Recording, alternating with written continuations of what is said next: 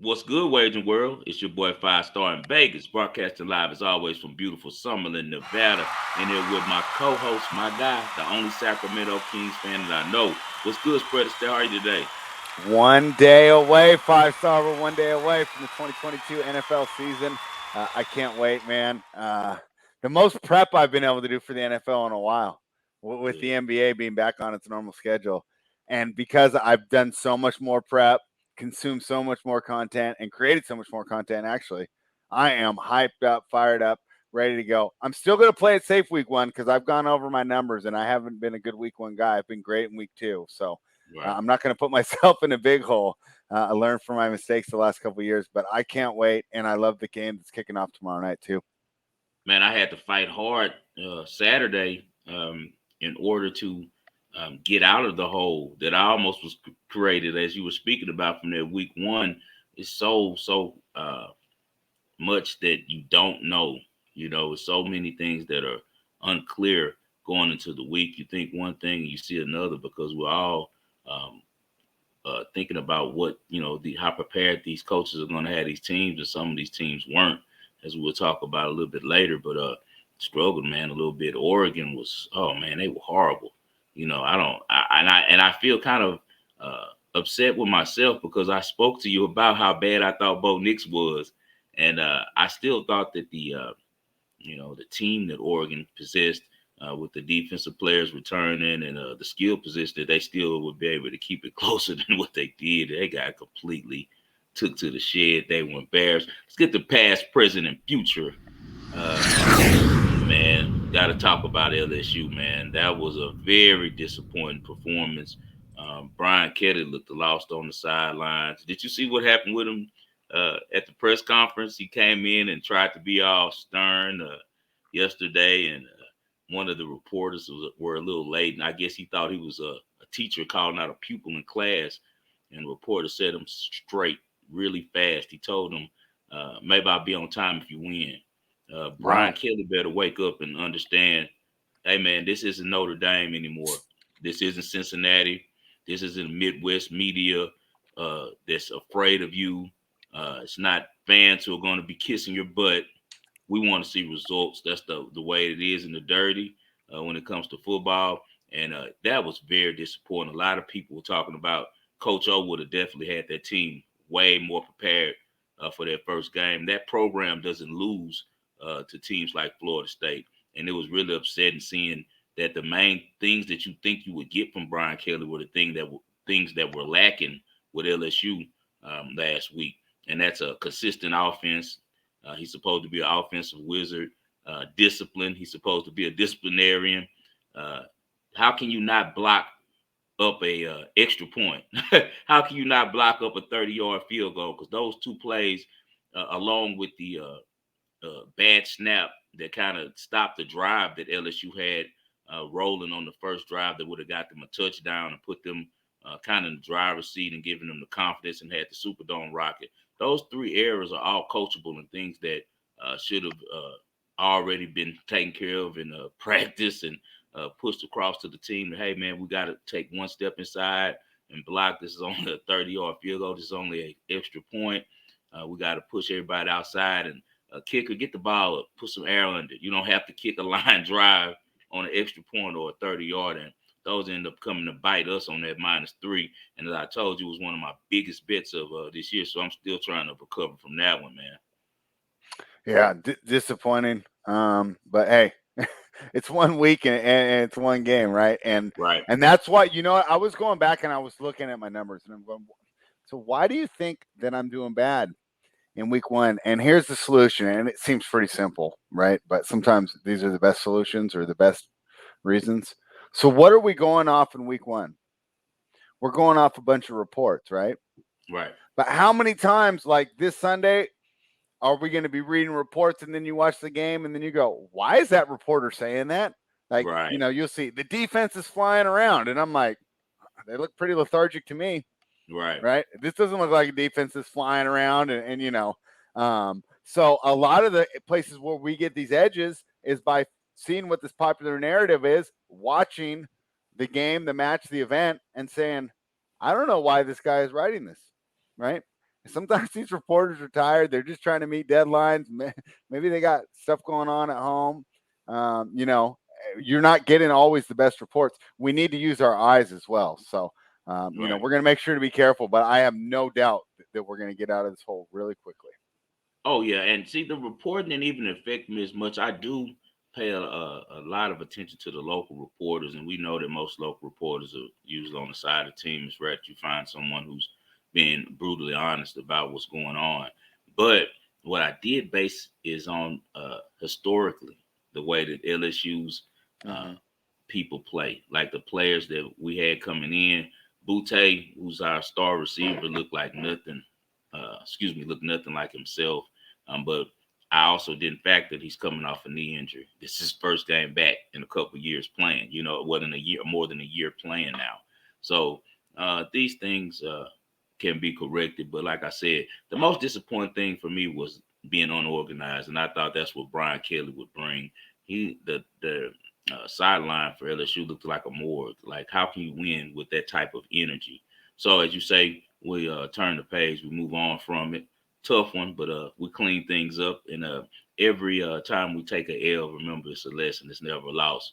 Let's get to the present, man. We got a big one coming. As you said, the season kicks off Let me tomorrow keep the night. past real quick. It wasn't all doom and gloom off our last episode. I did Okay, was I'm able to sorry. get Let's go my back to the past, my man. well, Oh, yeah. Well, hey, real quick, let me victory lap real quick. All oh wasn't yeah, we lost got this some tennis. weekend. We won the We had tennis. we I'm had sorry. Francis Tiafoe, That's who I right. gave out at -4 last week. That's right. Not only did he win that, as we're recording this right now, 5 star, he just finished another match, and I did not expect him to get this far in the tournament. And I was telling you, it's almost making me hesitant because a lot of my pre-tournament reads are not right at all. But this is what happens at the U.S. Open because the schedule and the way the game is played now is just ridiculous. And a lot of the top players have worn themselves down. And that's why you get all these great stories. And a guy like Tiafoe, who you said, you know, you root for, I root for him. He's one of the most Yeah, likable guys on tour. For him to get that win, of course, and cash the ticket for us. And then I didn't bet it today. I was just watching as a fan while I was, you know, working on my NFL stuff. Great victory over Andre Rublev. I This got that field's one too. wide open. This Yeah, field's wide open. He's got a chance to win it all. Can you imagine how much that would change our perception of him if he was Francis Tiafoe, his Grand entire life Slam is about champion? to change. His Yeah. entire life is about to change because I honestly think that he can do it.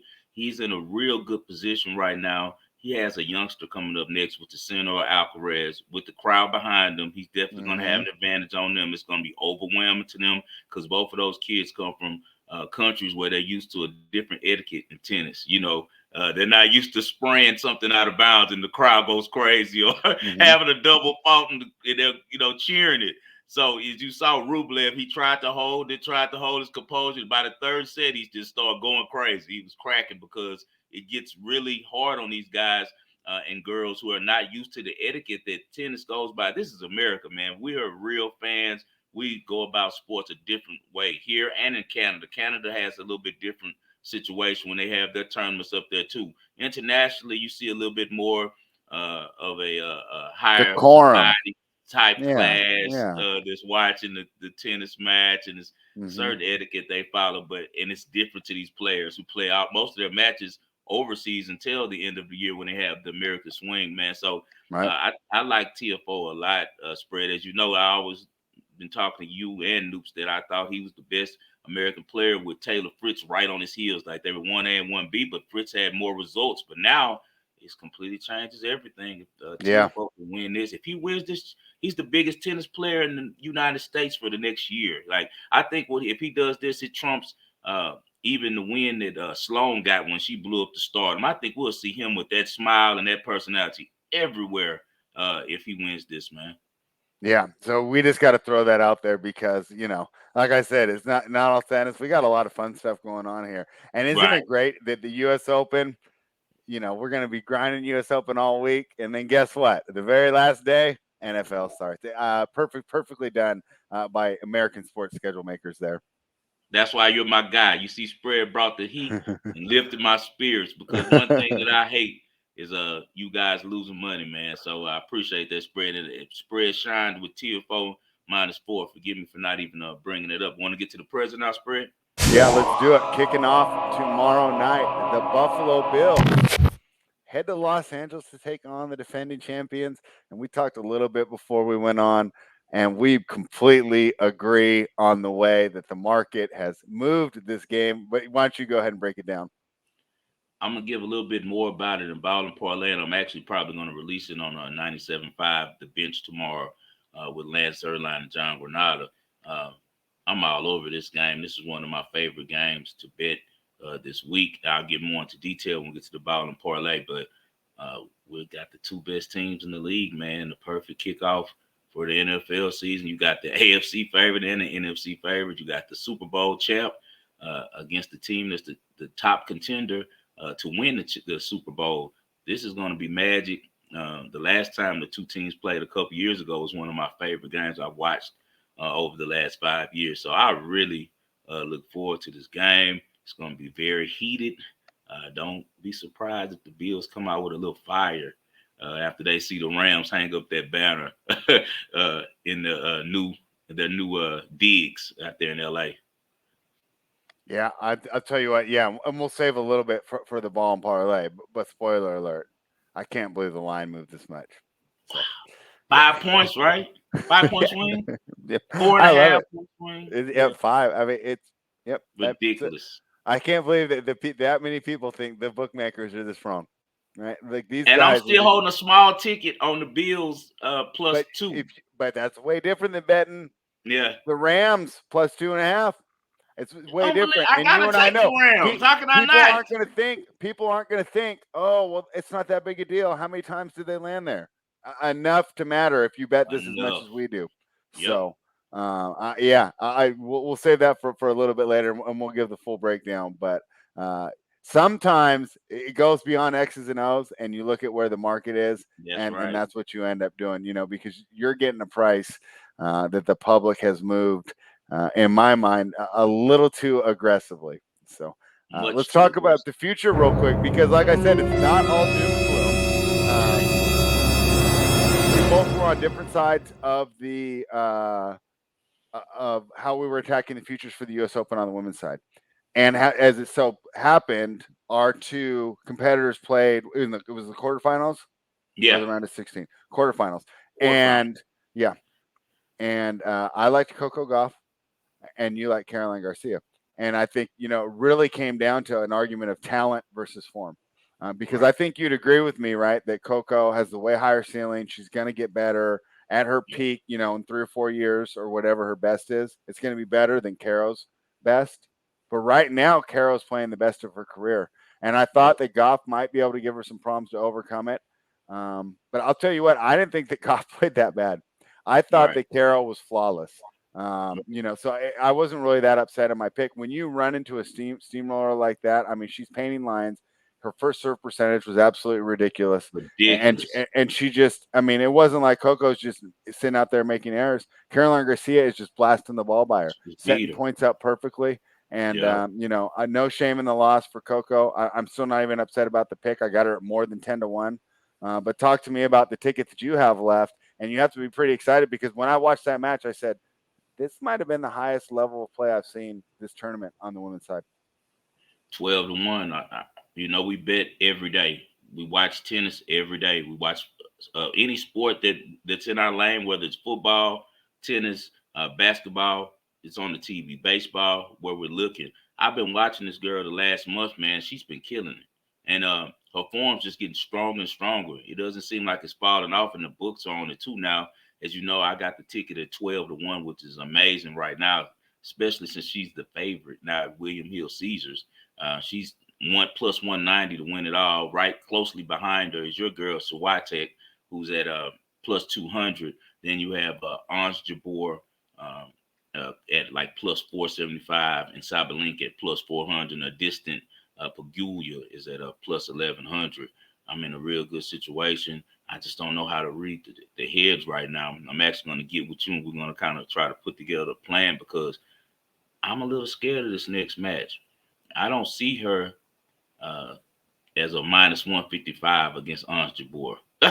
I don't, but that's what the book is saying right now. They like her, and they see the form she's in, and the way they're saying is like she's going to 2-0 Ons Jabeur.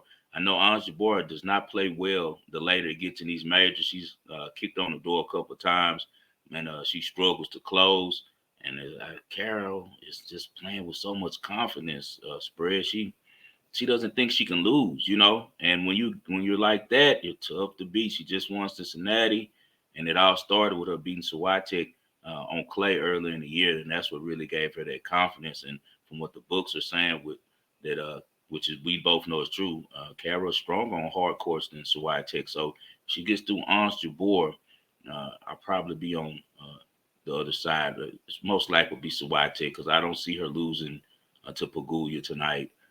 Even though I might take the games, it might go 3 sets, and I definitely don't see her losing to Sabalenka if she plays her. Sabalenka's just not disciplined enough and doesn't get in enough first serves. If we can get 2018 Sabalenka, she can win the tournament, but I don't see it. Even though she won today, you saw her playing against another former great player who's struggling in Pliskova, who just got here off of just her medal. And when they both are facing off, it's kind of like who makes the less errors, you know, is going to win. Carol's just on game right now, man. I'm glad to be holding a ticket, and I'm going to find a way where we make a profit off of it. And an underlooked factor here, and I think a lot of tennis handicappers underlook this, but I've been starting to use this a little bit more. I think that Caroline Garcia's doubles experience is going to help her against Ons Jabeur, because if we were on Jabeur and we were trying to come up with her path to victory, what would it be? It would be use your variety, use your different spins to keep her off balance, keep the ball low, don't let her hit through her power zone, right? But you see a lot of that chipping stuff in the doubles. They're chipping almost every single return. They got to keep it low because unlike in the singles, they can't let the opponent come across and poach the net, right? In this case, it would be Kiki Mladenovic, right? They can't do a high return like they might normally do. They get so many more chip returns. I think that Garcia's just because of the fact that her game is more versatile from playing the doubles. And hey, we didn't mention that she's in the semifinals of that as well. She lost today. So, did they finally lose? They lost, and that's what I was about to tell you. So I I actually didn't see watched that. her I and didn't Emma a have it little bit on today, and I think that Carol was saving a little energy. And that can happen too. A lot I of times saw it's it. rough. She was saving a little energy, and she's playing on such a higher level than Yeah. Kiki. Kiki isn't playing that good. And now Doubles teams have split up for that before, though, because the person in the singles will just kind of just chill, and the other person, that's all they got. Two factors in that one when I was watching it was Carol wasn't giving it all because she don't want to get hurt. She doesn't want to, put too much into that because she knows this is her chance to finally win a major. And her dad was sitting right over there by her coach. He showed up. Now it's the major, and I'm sure he's telling them like, "Hey, don't push yourself too much. This isn't the big prize."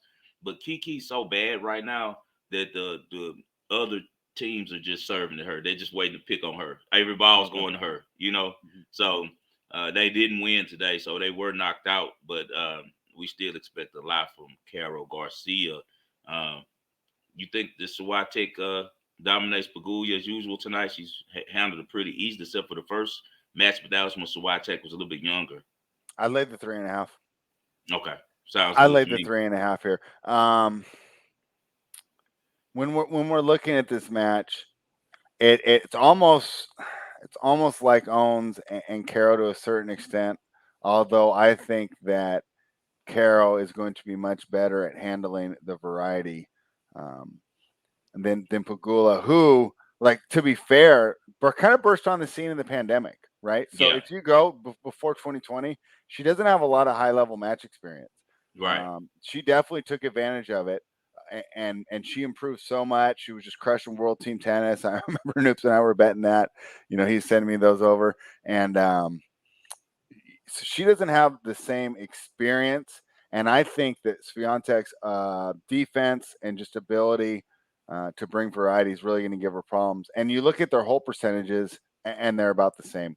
So I think the Swiatek serve is going to be strong enough against Pagula, even though Pagula probably has like the prettier, higher mile per hour serve. Swiatek wins her service games just as much. So it's not always just about, hitting that beautiful 118 down the middle, and Carol has the highest hold service of anyone left. But she doesn't have just the best serve, right? If you're just going like, who's going to give you the best highlight serve or fastest serve, it's Sabalenka. But Carol holds more often, than Sabalenka because it's not just hitting those aces; it's being Placement. consistent. Yeah, Mhm. and knowing when to go to the body just to set up a winner right off it and not giving Right. the ace. So, yeah, I can't wait for this match. But I'm on Swiatek minus 3.5 tonight. That makes a lot of sense to me because the thing that I've noticed about her is if even if she struggles and loses the first set, if she She'll overcomes in the crush second set, that third set, you're getting six six love, six zero against love Niemeyer. every time. So it's like she almost knows the number, like, okay, I Yeah, got through this, now let me cover. So yeah. that's one thing good about her. She's one of the girls that probably cover games more Yeah, than that's why anybody. I like laying games with her, and I don't like the under. Right. Yeah, Right. Yeah, she yeah. she definitely covers more than anybody. Okay, man.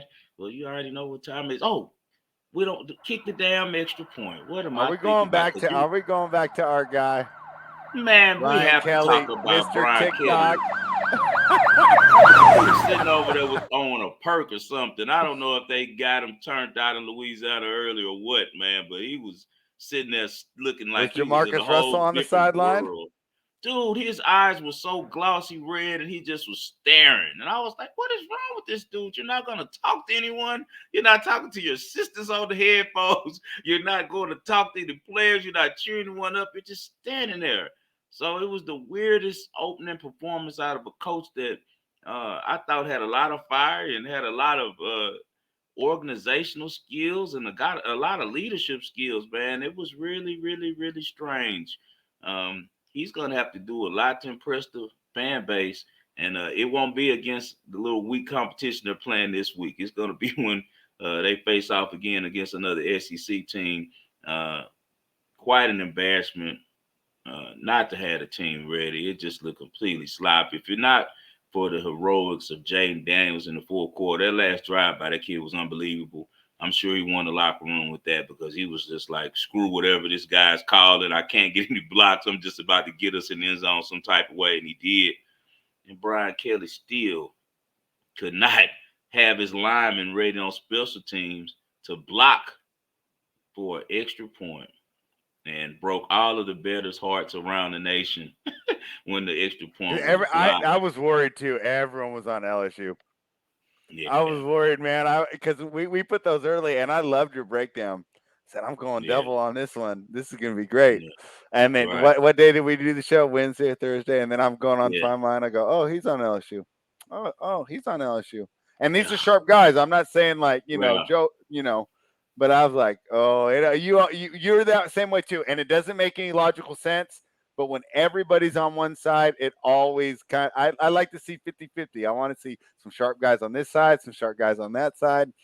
Oh man, the book's that was gonna rough. get one side at least. I thought they would just get the first half and lose the game, and that Yeah. we'd still be good, They just kind of had like to they have did done with well on Georgia that Tech. one. They had Yeah. to have done well on that one.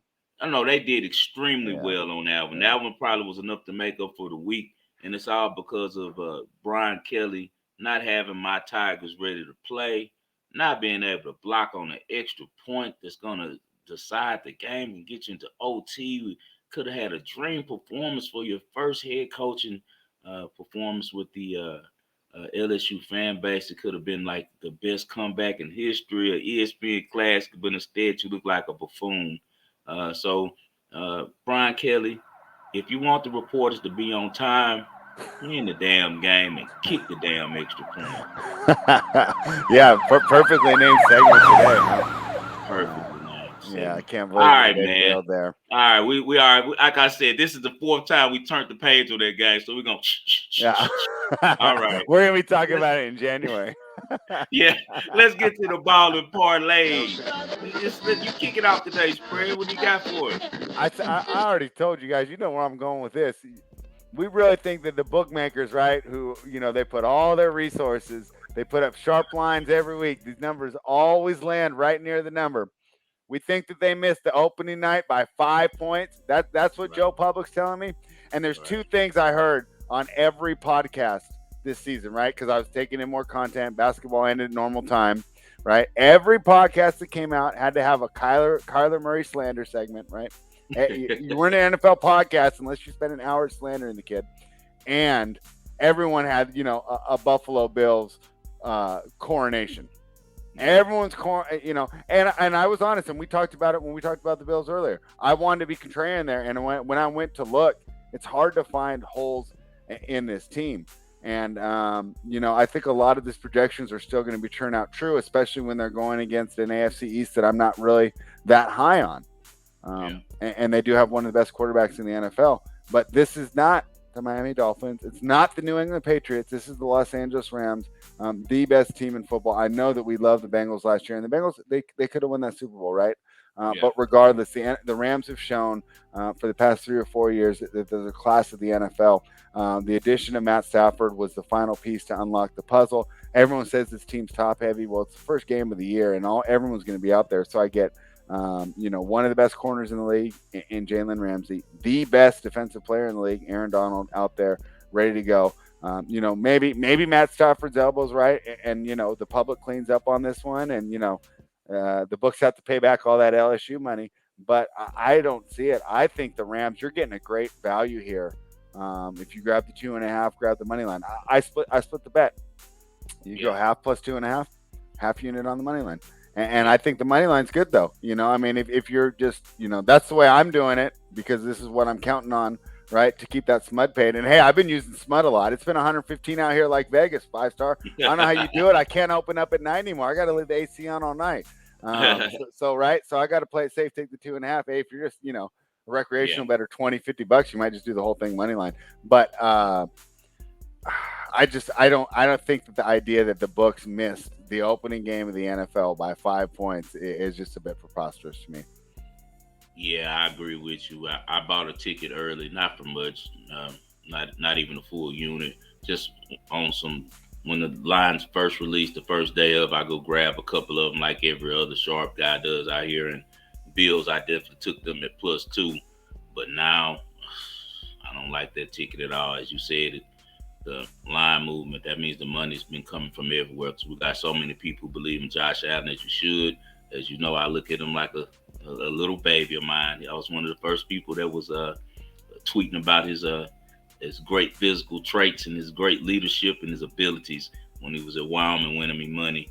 And now he's pretty much the top dog in the NFL, 1A and 1B with Patrick Mahomes, even though he hasn't delivered a championship. No one really faults him. He's kind of in the same situation Mahomes was in when he didn't get an overtime against Tom Brady. So I think that Josh Allen is an elite quarterback. I know Matt Stafford's an elite quarterback. I know that both coaches are going to have their teams ready. As you said, they're loaded on both sides. The only weakness, as you said, is no weaknesses on Buffalo, but I disagree. I think their cornerbacks are weak without Tre'Davious White, and I think that Matt Stafford's going to take advantage of that.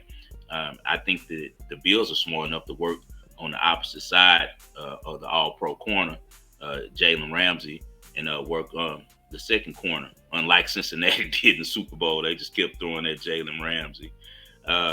And I think that this game becomes a shootout. I think it's everything that the NFL wants. It's the first game of the season. It's going to be high scoring. It's going to be entertaining. It's going to be back and forth because you got the two best teams. And as you know, with the officiating now and how things are, everything favors the offense. Even though both of these teams have solid defenses, Buffalo was number 1 in the league last year. We know the type of players the Rams have on defense.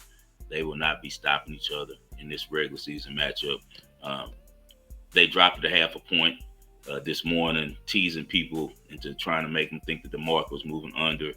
You're a fool if you don't take the over on this game. It's going to be over 51.5 that I caught this morning when the line changed. But most shops is over 52.